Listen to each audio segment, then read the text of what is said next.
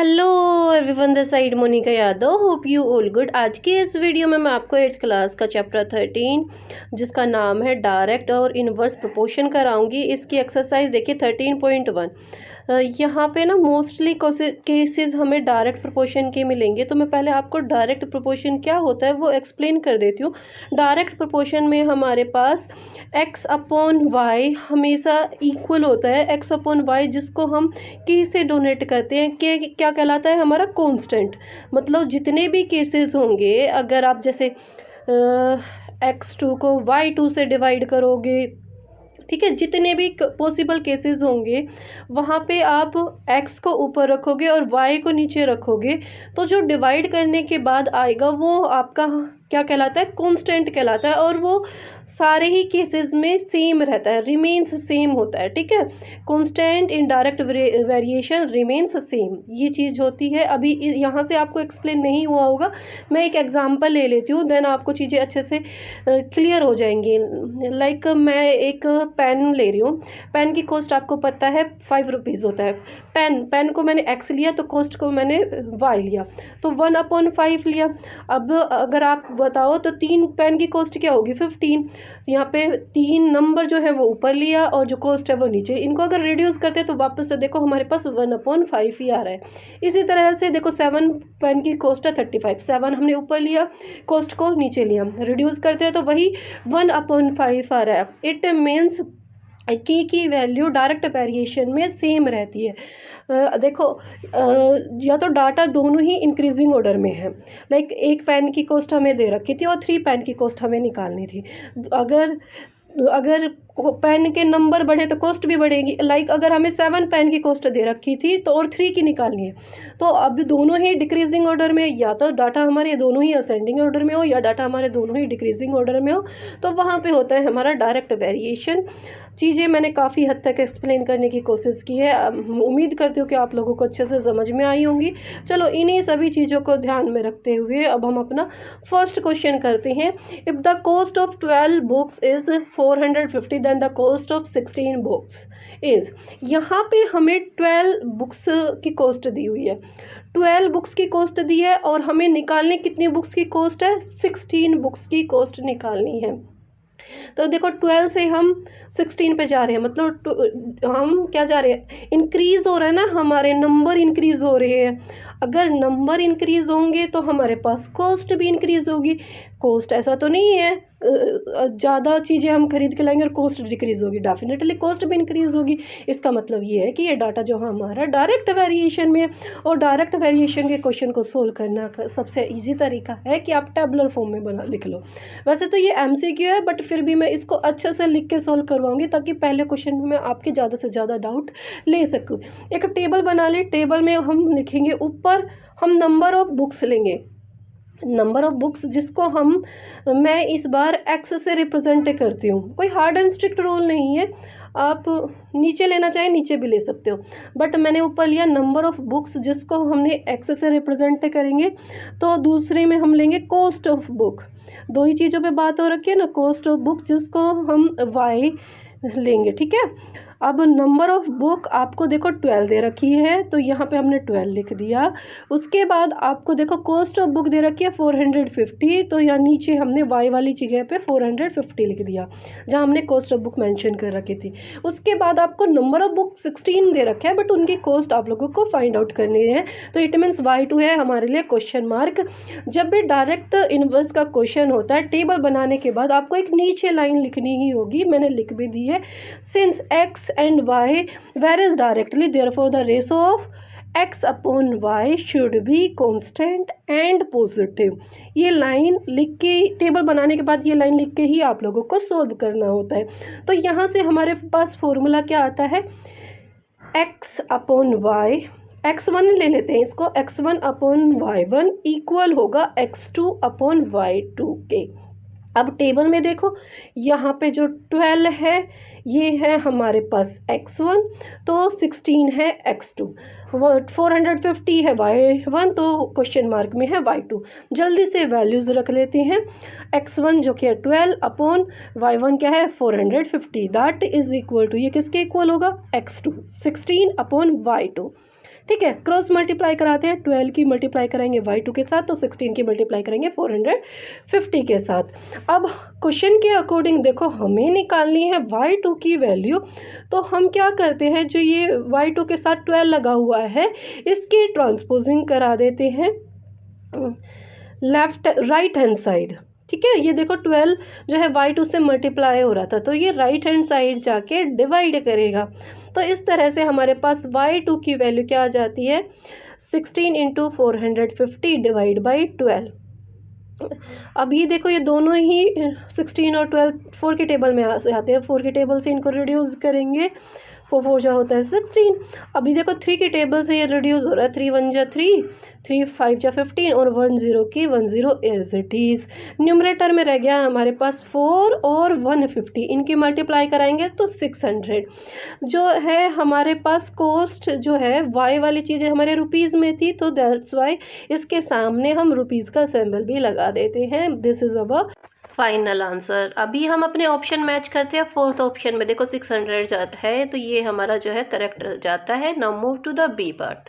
B part देखिए, a car uses 3 litre petrol to travel a distance 75 kilometre, how far will it travel using 12 litre petrol. यहाँ पे हमें बताया गया कि एक कार जो है 3 लीटर पेट्रोल में चलती है 75 किलोमीटर, तो हमें बताना है 12 लीटर पेट्रोल में कितना चलेगी। देखो पेट्रोल जो हमारा इंक्रीज़ हुआ है तो डिस्टेंस भी हमारा इंक्रीज़ होगा। इट मीन्स डाटा है हमारे पास डायरेक्ट प्रोपोर्शन में। टेबल बना लेते हैं फटाक से हम। देखो जो पेट्रोल है उसको हम एक्स ले रहे हैं। फर्स्ट टाइम पेट्रोल दे रखा है 3 लीटर, देन उसके बाद पेट्रोल दे रखा है 12 लीटर। जो डिस्टेंस ट्रेवल्ड है वो हमने लिया वाई। अगर हमें नोटबुक में लिख के सोल्व करना होता ना, तो यहाँ पे हम लिखते डिस्टेंस ट्रेवल्ड और ब्रैकेट में रखते वाई। ये हमारा एमसीक्यू है, तो इसको सीधा सीधा हमने लिखना है। 3 लीटर पेट्रोल में कितना डिस्टेंस कवर होता है, 75 किलोमीटर। और 12 लीटर के लिए है क्वेश्चन मार्क, तो ये हमें फाइंड आउट करना है क्योंकि डाटा है डायरेक्ट वेरिएशन में। तो हमारे पास फॉर्मूला क्या आता है, x1 upon y1 equals to x2 upon y2। Values put करते हैं। देखो x1 है हमारे पास 3, तो y1 है 75। अब ये इक्वल है, x2 क्या है हमारे पास 12, y2 है क्वेश्चन मार्क, तो इसको हम y2 ही रख लेते हैं। अब हम क्रॉस मल्टीप्लाई कराते हैं 3 की y2 के साथ, तो 75 की 12 के साथ। यहाँ पे हम लिखेंगे 3 into y2 equals to 75 into 12। देखो हम इनकी मल्टीप्लाई भी नहीं करा रहे पहले ना, क्योंकि हमें y2 की वैल्यू फाइंड आउट करनी है, तो हम इस 3 की ट्रांसपोजिंग करा देते हैं राइट हैंड साइड। ये 3 देखो y2 से मल्टीप्लाई हो रहा था, तो इधर आके ये क्या करेगा, डिवाइड करेगा। 75 इंटू 12 डिवाइड बाई 3। 3 से देखो इसको सिंप्लीफाई कराते, 3 1 जा 3, 3 4 जा 12। 4 और 75 की मल्टीप्लाई कराओगे तो कितना आता है, 300। डिस्टेंस है तो दैट्स वाई ये किलोमीटर में आता है।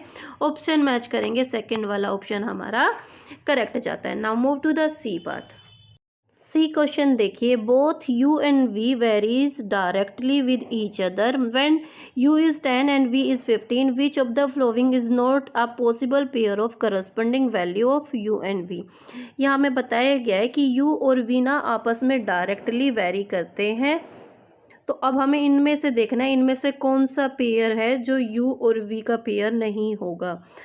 तो अगर मैं बात करूँ ऑप्शंस में, तो पहले यही u की वैल्यू दी हुई है, ये v की वैल्यू दी है, सभी ऑप्शन में इसी तरह से दिया है। अब हमें ये बताया गया है कि u और v डायरेक्टली वेरी करते हैं, तो इसका मतलब ये हुआ कि हमारे पास x अपॉन वाई की वैल्यू कांस्टेंट होगी और पॉजिटिव होगी। चलो कांस्टेंट फाइंड आउट करते हैं, जिसको हम k से डोनेट करते हैं, that is equal to, formula क्या होता है, x अपॉन वाई। अगर कांस्टेंट फाइंड आउट करना है तो हमें x अपॉन वाई करना होगा, जिसमें जो हमें वैल्यूज़ गिवन है ना, उनमें से एक चीज़ हमारे पास x होती है तो एक हमारे पास y होती है। इस फॉर्मूले को हम u अपॉन v भी रख सकते हैं, क्योंकि यहाँ क्वेश्चन में हमें u v दे रखा है ना, तो u है हमारे पास न्यूमरेटर में, तो v है हमारे पास डिनोमिनेटर में। इस तरह से हम कांस्टेंट फाइंड आउट करते हैं।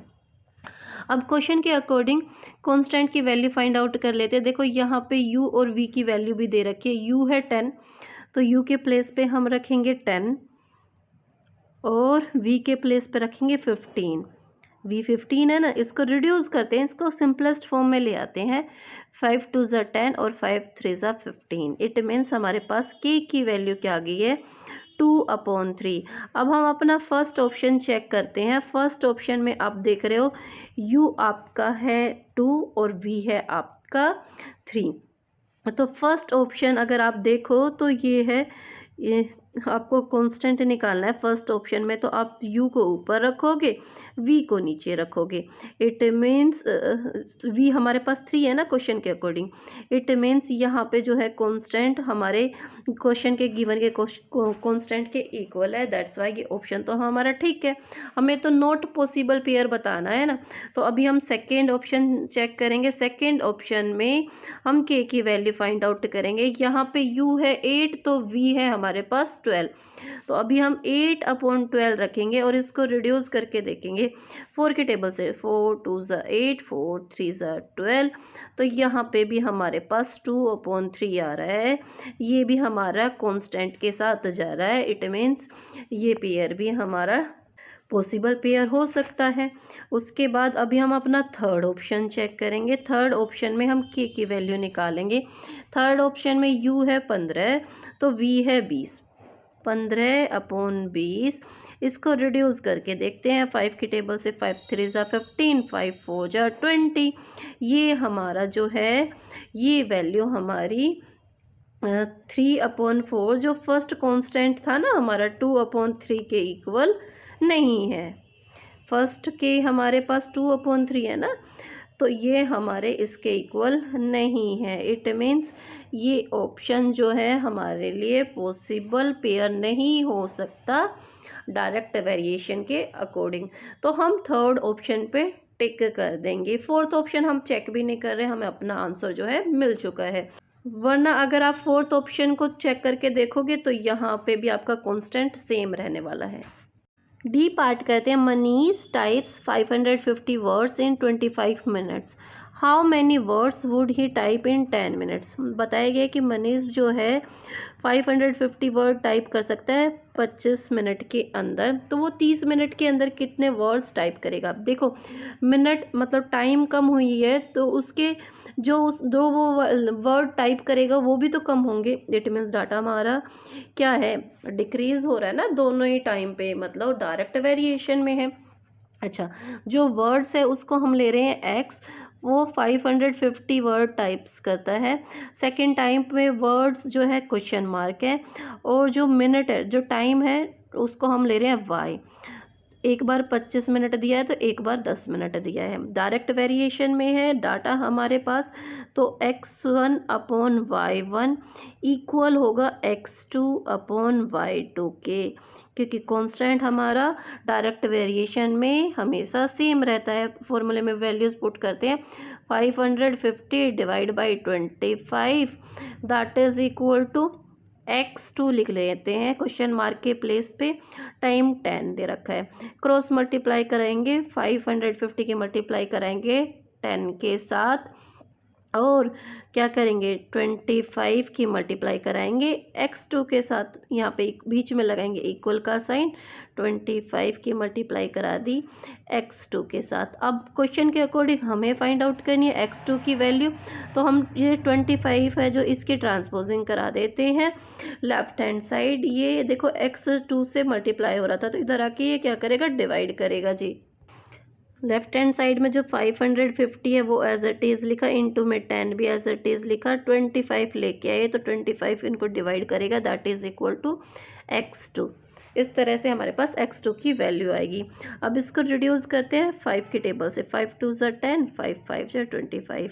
अब इसको 5 की टेबल से ही रिड्यूस करते हैं। 5 1 ज़ा 5, 5 1 ज़ा 5, 5 1 ज़ा 5 और 1 0 की 1 0। अब क्या करते हैं हम लोग 110 को 2 से मल्टीप्लाई करेंगे तो आपके पास x2 की वैल्यू क्या आ जाती है 220। ये जो है वर्ड्स है। तो अभी हम अपना ऑप्शन मैच करते हैं। देखो सेकंड ऑप्शन जो है हमारा करेक्ट जाता है।